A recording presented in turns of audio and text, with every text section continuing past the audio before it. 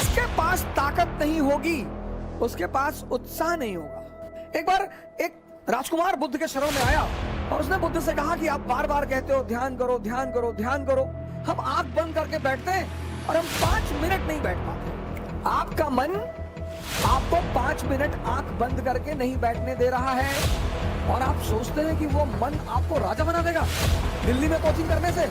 दूसरे के मन को पढ़ने की कोशिश मत करो सर, ये चीज छोड़ दो, आपके जीवन की 50% दिक्कतें खत्म हो जाएंगी। एक बहुत खतरनाक काम लोग करते हैं, बहुत खतरनाक, समय काटते हैं। बहुत से लोग दुनिया में हैं जो समय काटते हैं। अरे भगवान, समय तुमको काट रहा है हर पल, उसका समय को काटोगे। आज एक मेरे मित्र ने मुझे फोन किया, बोले सर ये बताइए कि मेरे अंदर उत्साह की कमी क्यों है। मैंने कहा मैं बताता हूं। मैंने कहा बाली का नाम सुना, बाली का, सुग्रीव का भाई बाली। बोले हाँ। मैंने कहा उसके अंदर उत्साह की कमी है। बोले नहीं, उसमें तो बहुत उत्साह है। हमने कहा अच्छा, रावण में उत्साह की कमी है। भगवान से लड़ गया आदमी। हारना जीतना एक अलग चीज है, ये तो गेम है, कोई हारा कोई जीता। सुन चंपा सुन तारा, अरे बड़ा मजा आए जरा सुनो मेरी बात, ये तो गेम है सर। अंतिम यात्रा सबकी सेम होती है, सबकी। किसी को सोने में लिटाकर दफन नहीं किया गया। कुछ राजघरानों में कभी परंपरा हुआ करती थी, चोलों में होती थी, इजिप्ट में फेरोज में होती थी, लेकिन वो परंपराएं थी कि मृत्यु के बाद लोग अगले जो जीवन है वहां इन चीजों को इस्तेमाल करेंगे, इसलिए परंपरा थी। वरना अंतिम यात्रा वो चाहे धन कुबेर हो या रिक्शा वाला हो, किसी की, सबकी बराबर है सर। जन्म और मृत्यु बराबर, मैं बार बार ये बात कहता हूं, दोनों बराबर है। अब इनका उत्साह क्यों है? इनके उत्साह की एक बड़ी सिंपल वजह है जिस पर आप ध्यान नहीं देते, और वो है इनके पास ताकत है। जिसके पास ताकत नहीं होगी उसके पास उत्साह नहीं होगा। कौन सी ताकत? मन की ताकत। कौन सी ताकत? शरीर की ताकत।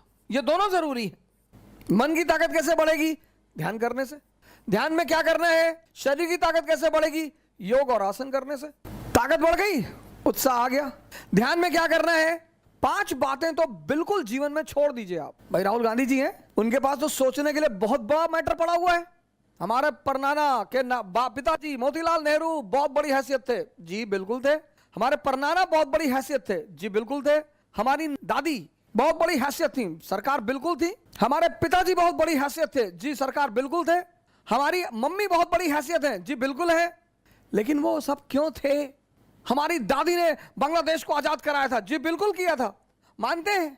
लेकिन उस लेडी का कुछ स्पेशल कैरेक्टरिस्टिक रहा होगा, उस पर ध्यान दीजिए कि उस महानता के पीछे वजह क्या थी। और एक बार आपने उसको पकड़ना शुरू कर दिया। एक बार एक राजकुमार बुद्ध के शरण में आया और उसने बुद्ध से कहा कि आप बार बार कहते हो ध्यान करो ध्यान करो ध्यान करो, हम आंख बंद करके बैठते हैं और हम 5 मिनट नहीं बैठ पाते हैं। बुद्ध ने कहा सोचो, तुम्हारा ही मन है, मेरा थोड़ी है। तुम्हारा ही मन है, तुम्हारा।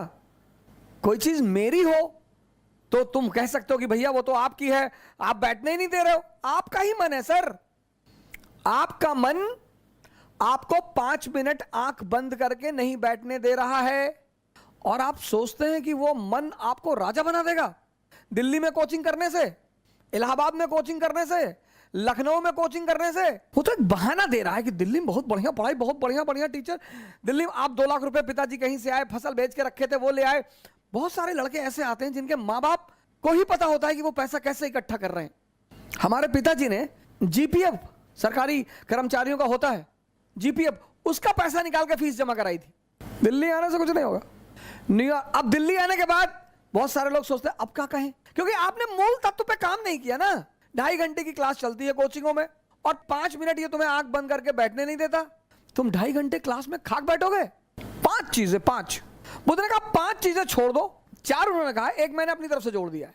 उन्होंने कहा 4 चीजें छोड़ दो और ध्यान लगना शुरू हो जाएगा। मन, ध्यान लगना मतलब मन तुम्हारे कब्जे में आना शुरू हो जाएगा। पहली चीज जो सब 95% लोग ये गलती करते हैं, पहली चीज, दूसरों के मन में क्या चल रहा है। सर अपने मन में तो आप देख ही नहीं पाते, दूसरे के मन में। ये एक ऐसी चीज है जो लोगों को बेचैन रखती है। ये मन को भटकाने में सबसे अहम भूमिका निभाता है। अगर आपने ये छोड़ दिया कि अरे मामा जी आए थे और हमने उनके सामने कहा हम तैयारी करने जा रहे हैं, तो मुस्कुराने लगे। हम समझ गए वो क्या सोच रहे हैं। अब तुमने वो जो सोचा कि उनके मन में क्या चल रहा है, और अगर वो नेगेटिव सोचा, अस्थिर हो। आज की डेट में 95% लोग इस कंट्री में सिर्फ इसलिए परेशान हैं क्योंकि उनको पता है दूसरे के मन में क्या चल रहा है। तुम सिर्फ ये देखो कि तुम्हारे मन में क्या चल रहा है। 95% लोग हैं, अरे हम जानते हैं तुम्हारे मन में क्या चल रहा है। दूसरों के प्रति इतना लगाव। अब तुम ध्यान करने बैठे। अब तुमने सोचा कि जब हमने कहा दिल्ली पढ़ने जा रहे हैं तो मामा जी हंस रहे थे, उनको लग रहा था मेरा सिलेक्शन। अब तुम नहीं ध्यान कर पाओ। ध्यान मतलब मन का शांत होना। मन कब शांत होगा? जब वो बाहर उलझेगा नहीं। मन की शांति सिर्फ एक चीज पर डिपेंड करती है कि वो बाहर उलझे ना। बड़े सारे स्टूडेंट, आज मैं 6 बजे शाम को एक वेबिनार ले रहा था कि मेरे घर वाले, एक खान साहब थे, उन्होंने हमसे कहा कि मेरे घर वाले समझ ही नहीं पा रहे हम क्या करना चाहते हैं। भैया ये तुम्हारे घर वाले नहीं, सबके और खासकर मिडिल क्लास फैमिलियों में जब उनके बच्चे बहुत बड़ी बड़ी बातें करने लगते हैं तो आमतौर पर माँ बाप डर जाते हैं कि डिस्टर्ब हो गया है। ये छोड़ दो सर, ये चीज छोड़ दो, आपके जीवन की 50% दिक्कतें खत्म हो जाएंगी। दूसरे के मन को पढ़ने की कोशिश मत करो। सुल्तानपुर बस अड्डे पे, सुल्तानपुर एक डिस्ट्रिक्ट है यूपी में, वहां के बस स्टेशन पे एक लड़की खड़ी थी। उस लड़की के सामने एक लड़का खड़ा हुआ था। तो लड़की एक बैग उस लड़के के पास गई और उसने एक लड़के को एक तमाचा मारा खींच के। तो जो अगल बगल लोग खड़े थे वो आ गए भाग के तुरंत कि क्या हुआ मैडम? बोली ये 10 मिनट से मुझे घूरे जा रहा है। बोली मैडम ये अंधा है, इसकी दोनों आंखें नहीं है मैडम, ये बगल में इसका घर है, ये निकला है, कोई ना कोई आ रहा होगा पीछे से इसे कहीं ले जाने के लिए। गली है, गली में उसका मकान था, अवंतिका होटल के ठीक सामने। बोले मैडम ये अंधा है, ये बगल में गली में इसका मकान है मैडम, कोई घर में अंदर। सोचो उस लड़की को कितना पश्चाताप हुआ। दूसरों के मन को पढ़ना छोड़ दो, अपने मन को पढ़ो। अपने दूसरी की क्या चीज छोड़ दो कि लोग हंसेंगे। सर उनका धर्म है हंसना, लोग हंसेंगे। अगर हम हार जाएंगे तो लोग हंसेंगे, बिल्कुल हंसेंगे सर, क्यों ना हंसे।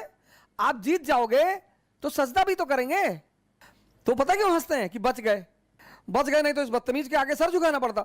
ये जितने ब्यूरोक्रेट हैं, मंत्री वगैरह हैं, ये सोचते हैं कि लोग मेरे सामने सर झुका रहे हैं, मुझे, तुम्हें कोई ना झुका रहा। इनको पता चलता है हारने के बाद, इनको पता चलता है रिटायर होने के बाद, बहुत बुरा पता चलता है सर।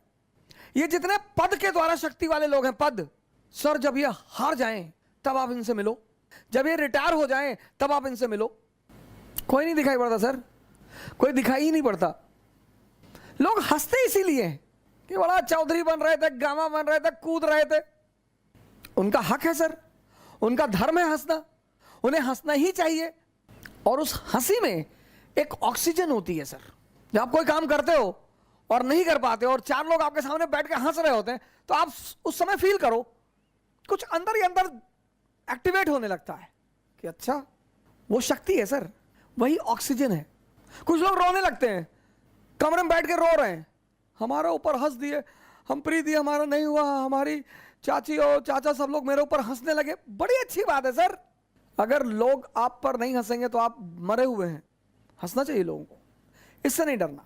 तीसरी, एक बहुत खतरनाक काम लोग करते हैं, बहुत खतरनाक, समय काटते हैं। बहुत से लोग दुनिया में हैं जो समय काटते हैं। अरे भगवान, समय तुमको काट रहा है हर पल, तुम क्या समय को काटोगे? समय काटते हैं, समय। मैंने बड़े सारे, सर ये गलतियां तो मैंने भी की हैं सर, मैं इससे इनकार नहीं करूंगा सर।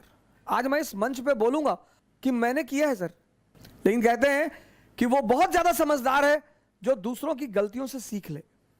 हम इलाहाबाद में थे, हमारे मित्र थे, मैं उन सबका नाम तो नहीं लूंगा लेकिन एक का लूंगा। वो आजकल इलाहाबाद हाई कोर्ट में लॉयर हैं और वो मेरे ऊपर मानहानि का मुकदमा भी दायर कर सकते हैं, लेकिन अच्छा है वो करे मेरे ऊपर। हम 7 साल एक साथ रहे, बड़ा अच्छा याराना है हमारा। और वो है माननीय अधिवक्ता हाईकोर्ट ज्ञानेंद्र प्रसाद महंत जी, मेहराबाद में रहते हैं, इलाहाबाद में। और हम खेलते थे दहला पकड़, डबल दहला, डबल हाथ।